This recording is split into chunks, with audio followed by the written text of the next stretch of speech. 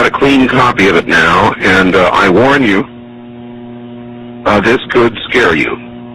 Here's the email. Dear Art Bell, I just recently began listening to your radio show and could not believe it when you talked about the sounds from hell tonight. My uncle had told me this story a couple of years ago, and I didn't believe him. Like one of your listeners who discounted the story as nothing more than just a religious newspaper fabricated account.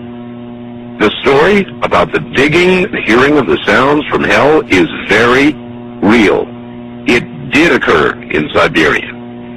My uncle collected videos, so forth, on the paranormal, supernatural. He passed away fairly recently, but he would have loved your show. He let me listen to one of the audio tapes that he had on the sounds from hell in Siberia, and I copied it. He received his copy from a friend who worked at the BBC. It took me a while to find it tonight, but attached is that sound from my uncle's tapes. It's not the greatest quality, but the sounds are there. I was very hesitant to send you this, as the sound bothers me to listen to. I'd suggest that if you do play it on the program, warn listeners in advance so they may have the option of turning the radio off for 30 seconds while it plays. It has always haunted me.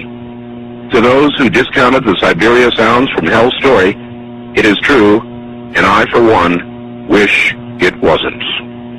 Rick, listening from Chicago. And so I submit now the cleaned, a better copy to you, and I warn you, what you are about to hear is very disturbing indeed.